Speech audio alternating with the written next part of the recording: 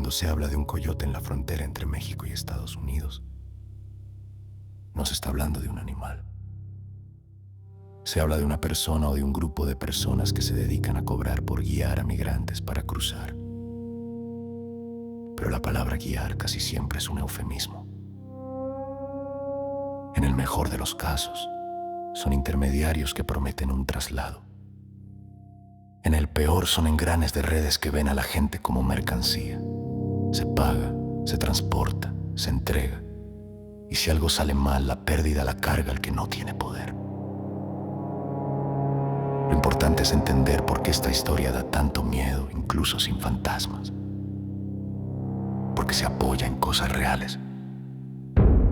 La prisa, el silencio, el calor, la oscuridad, la necesidad y la forma en que la confianza se compra con promesas. Un coyote casi nunca opera solo como en las películas. Suele moverse dentro de una cadena donde cada quien hace una parte y así se lavan las manos. Hay quien recluta o convence. Hay quien mueve a la gente de un punto a otro. Hay quien vigila que nadie se eche para atrás. Hay quien cobra. Hay quien da instrucciones. Y hay quien, cuando llega el momento, mete a las personas al escondite que toque.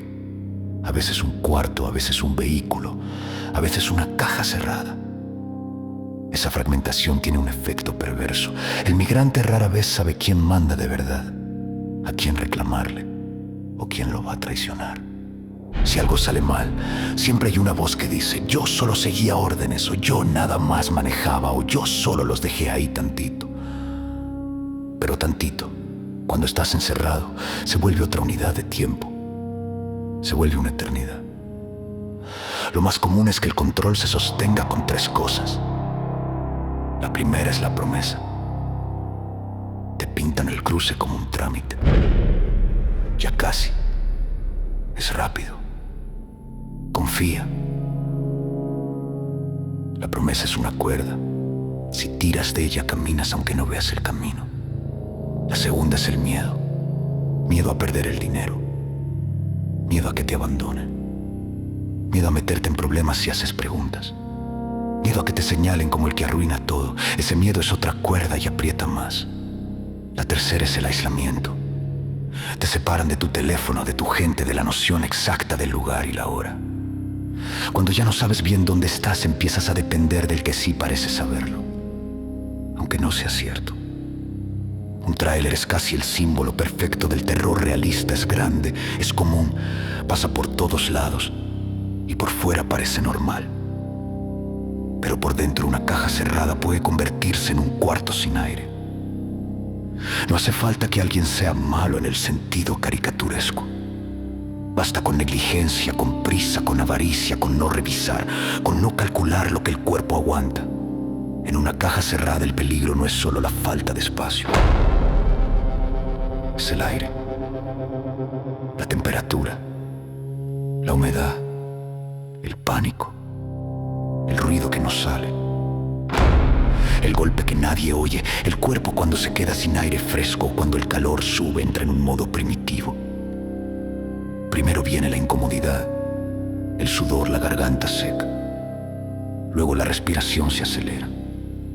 Después llega la confusión. El pensamiento se vuelve corto, como si las ideas se quedaran a medias.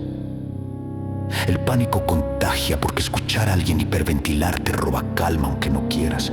Y en el encierro, la mente hace algo cruel. Te pone a imaginar cuánto falta, cuánto llevas, si te van a sacar, si te van a olvidar. Por eso esta leyenda pega tanto. Porque no depende de lo sobrenatural, depende de algo peor. De lo posible.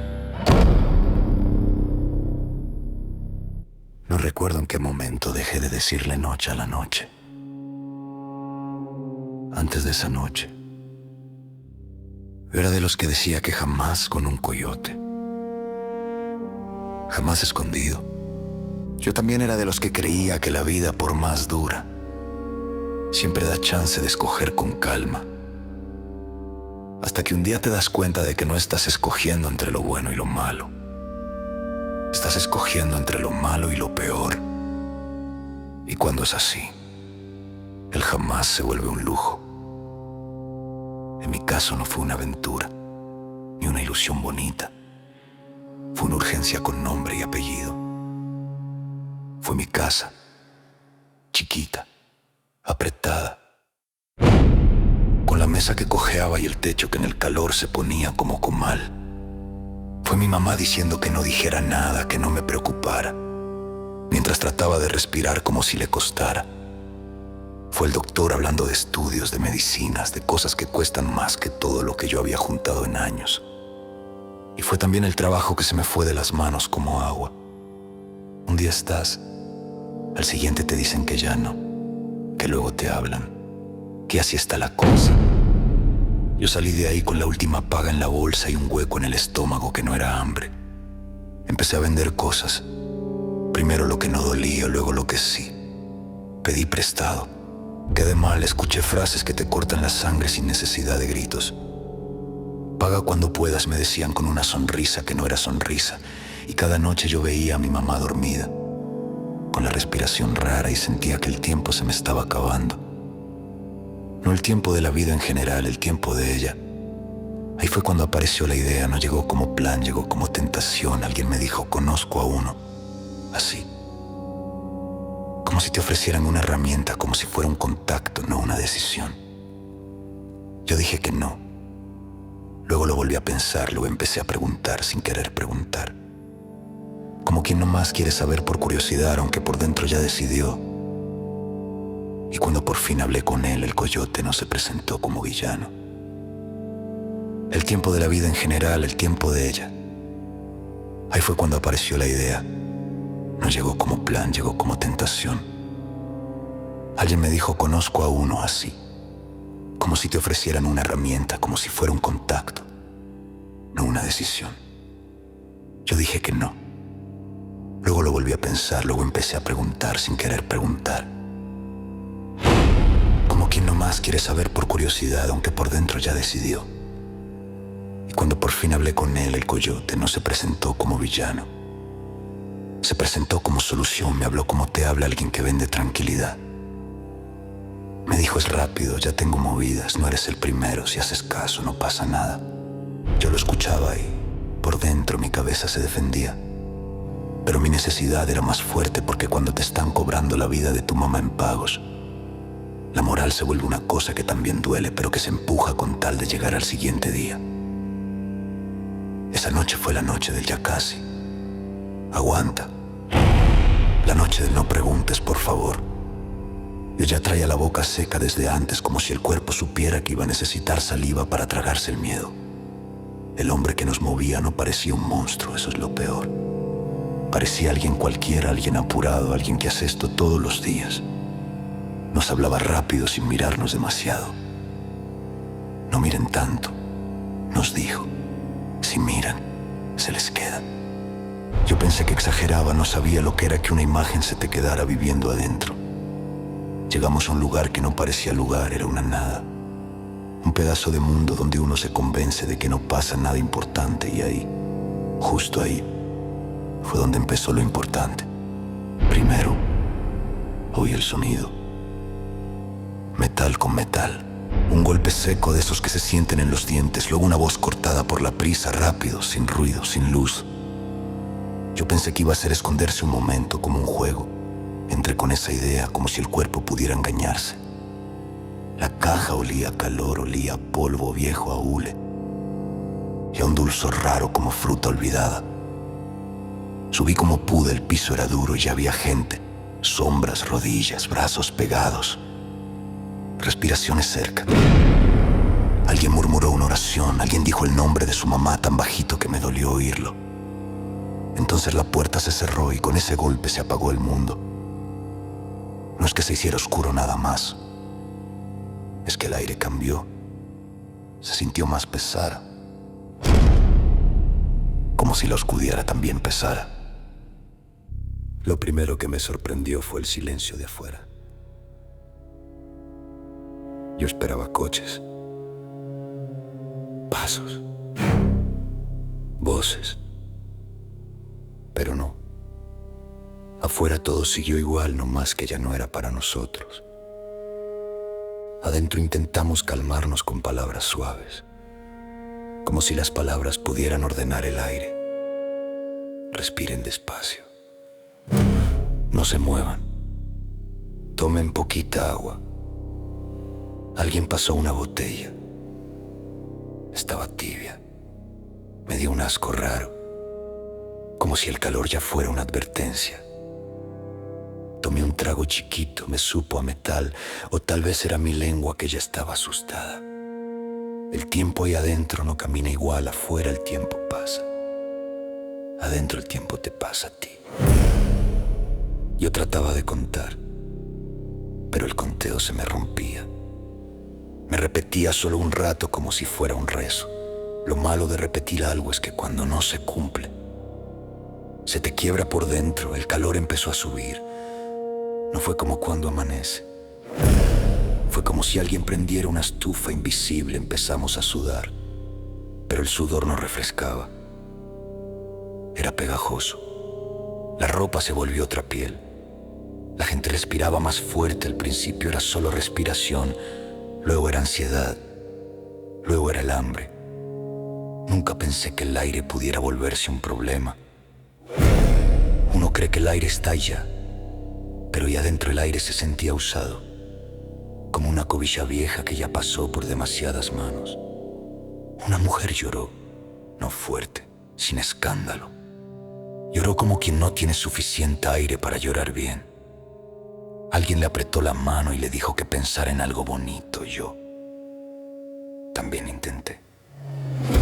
Pensé en una tarde cualquiera en mi casa, el olor a jabón en el patio, la risa de mi hermana por alguna tontería, y por un segundo me calmé.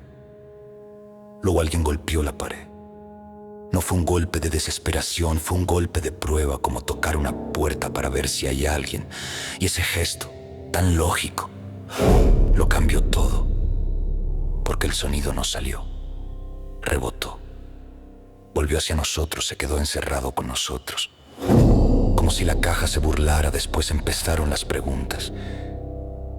¿Cuánto falta? Ya es demasiado. Seguro ya merito. Y ahí entendí una cosa que me dio vergüenza. Yo necesitaba creer que alguien afuera estaba midiendo nuestro tiempo, que esto tenía un plan. Era más fácil creer en un plan que aceptar que tal vez éramos una carga escondida y ya. Me empezó a doler la cabeza, las sienes, los oídos me zumbaban, como si tuviera un insecto atrapado adentro. Quise sentarme, pero no fue decisión. Fue lo único que el cuerpo podía hacer. Alguien dijo una frase que se clavó como clavo: nos van a dejar aquí. Esa frase se trepó al techo y se quedó. Y entonces el pánico se contagió. Un hombre quiso empujar para hacerse espacio donde no había. Alguien se quejó, las voces subieron, las manos se volvieron torpes, el aire se volvió corto. Yo empecé a respirar por la boca, y respirar por la boca te seca. Es una trampa. Respiras más para sentirte mejor y cada respiración te deja peor. Alguien vomitó. El olor fue un golpe. El calor se volvió ofensivo. La gente se movió como pudo y eso empeoró todo, porque moverse era gastar más aire, más fuerza y más calma. Cerré los ojos, como si cerrarlos me ahorrara oxígeno. Me imaginé mi pecho como un fuelle roto, se abría y se cerraba sin llenarse, y en medio de todo escuché algo que me devolvió la vida en una cucharadita. Pasos, pasos afuera. No sé cuántos, no sé de quién, pero eran pasos. Era la prueba de que el mundo todavía estaba ahí. Alguien intentó gritar ayuda y la palabra se le quebró. Yo también quise gritar, pero me salió un quejido, un sonido chiquito y triste como de animal. Entonces golpearon la puerta desde afuera, fuerte, y se escucharon voces. No entendí qué decían, solo entendí el tono, urgencia. La puerta tardó en abrir lo suficiente para que entrara el primer hilo de aire. No era aire perfecto, era aire normal, aire de mundo. y aún así se sintió como agua. La luz entró como cuchillo. Me ardieron los ojos. Alguien se cayó. Alguien quiso salir empujando. Nos gritaron que de uno en uno y adentro de uno en uno suena te quedas. Salí como pude, sin dignidad, con las piernas blandas. Pisé el suelo y sentí que el suelo se movía aunque estaba quieto. Me arrodillé y vomité sin fuerza. El pecho se me atoraba como si tuviera una puerta adentro que no abría. Me dieron agua. Me echaron aire con algo. Me hablaron como se le habla a alguien que está regresando de lejos. Y yo miré hacia la caja. Vi manos. Vi ojos brillando en la oscuridad. Vi el miedo en las caras. Esa imagen sí se me quedó viviendo adentro. Nos salvamos porque alguien se dio cuenta a tiempo. Nunca supe si fue un error, si fue una revisión o si fue suerte. Y el no saberlo es otra secuela. No saber por qué sigues vivo te deja una pregunta colgando para siempre. Pero luego, días después, cuando ya podía mantenerme sentado sin marearme, un hombre se acercó a donde nos tenían. No era del grupo que nos metió, se notaba en la manera de mirar. No traía prisa de negocio. Se sentó a una distancia respetuosa, como si temiera que con acercarse pudiera volver a encerrarme. Me dijo que él no me iba a preguntar nada, que no venía por nombres ni por historias completas, que solo venía a decirme una cosa, porque le había tocado ver demasiadas caras que se quedaban sin explicación. Y entonces me lo contó despacio, como quien sabe que lo que diga se te va a quedar pegado. Me dijo que el tráiler cayó por una revisión de esas que a veces pasan y a veces no, y que nadie debería apostar la vida a la suerte, pero la gente la apuesta porque no le queda otra. Que afuera todo se veía normal, el chofer con cara de rutina y los papeles en orden o casi, con la fila avanzando, y que al principio no fue un héroe. Fue un detalle. Uno de los de afuera notó algo raro en la puerta, algo pequeño. Marcas frescas donde no deberían estar. Presión reciente en el seguro, como si la caja se hubiera cerrado con una prisa distinta. Y luego, el calor. Me dijo que el metal se delata solo, que no se siente igual cuando va vacío que cuando lleva cuerpos. Que se nota en cómo se concentra el calor, en cómo la puerta guarda lo que hay adentro. Se acercaron y ahí no escucharon golpes claros, porque el ruido de afuera se traga casi todo. Pero uno, por costumbre, puso la mano cerca del borde y sintió salir un aire tibio, como un aliento. Ahí fue cuando les cambió la cara. Me dijo, pidieron abrir. Y el chofer, según él, se puso nervioso de un modo que no era normal. Nervioso de esto no se me debe salir de control. Se tardó con la llave, se tardó con la explicación, se tardó con lo que fuera. Y esa tardanza fue otra señal. Hubo una discusión. Uno insistía y el otro decía que no podían perder tiempo. Que había un protocolo, que había una fila, que había mil cosas, y la diferencia entre vivir y morirse. Me dijo, a veces se decide así, con alguien que se atreve a decir, no me importa la fila. La abrieron, pero no como quien abre una puerta cualquiera. La abrieron como quien teme encontrarse lo peor. Primero un poco, como si esperaran que saliera un golpe de calor o un grito o un cuerpo hacia afuera, y cuando entró el primer aire, el de afuera vio lo que yo sentí, que no era el aire nada más, era la desesperación hecha ambiente. Me dijo que en cuanto vieron una mano, en cuanto alguien se desplomó cerca de la entrada, ya no fue asunto de papeles ni de revisión, fue asunto de emergencia. Llamaron a paramédicos. Y mientras llegaban, Algunos empezaron a sacar a la gente como pudieron sin hacerlo perfecto, pero haciéndolo rápido, que por eso gritaban de uno en uno. No por crueldad, sino porque si la gente se le venía encima se podían lastimar más, pero que entendían que adentro esa frase sonaba sentencia. Luego se quedó callado un rato, y cuando volvió a hablar, ya no lo hacía como quien informa, sino como quien se confiesa. Nosotros abrimos porque alguien alcanzó a fijarse a tiempo. Me dijo, si esa revisión no ocurre, si esa persona no toca el metal, si no se atreve a insistir, ustedes se quedan. Y me soltó una frase que todavía me pesa. A veces lo que salva no es una gran acción, es alguien que no decide ignorar un detalle. Yo asentí, porque por fin tenía una explicación. Y la explicación era todavía más dura que el misterio. No fue un plan perfecto, no fue una garantía y tampoco fue justicia. Fue un momento de suerte, una terquedad de alguien allá afuera y un metal que se delató por el calor de los cuerpos. Después la vida siguió. No puedo dormir con la puerta cerrada. No por manía. Es el cuerpo poniéndose en alerta, como si la oscuridad todavía tuviera el mismo peso. No aguanto el calor igual en lugares llenos, en camiones, en cuartos con mucha gente. Siento que el aire se vuelve usado y mi pecho se acuerda antes que mi cabeza. A veces me regresa el zumbido en los oídos y cuando regresa, yo ya sé lo que significa. Mi cuerpo cree que otra vez se va a cerrar una puerta de metal. Lo más raro es esto. Hay olores que me secan la lengua al instante. Hule caliente, polvo, algo dulce y viejo. Y yo me quedo quieto, escuchando, buscando pasos afuera, aunque esté en mi propia casa, y cada vez que la cuento la gente se queda callada.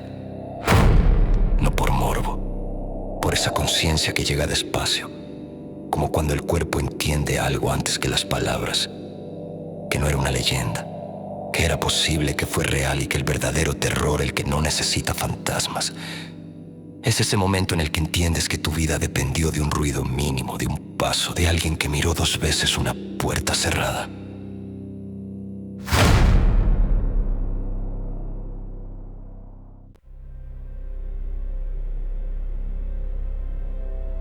Y hasta aquí llega la historia de hoy. Si te gustó, te invito a suscribirte a Ecos de Sombras para no perderte ninguna leyenda, ningún susurro y ninguna noche en la que el miedo se quede contigo. Ahora quiero leerte. ¿Qué leyenda o historia de terror quieres escuchar después?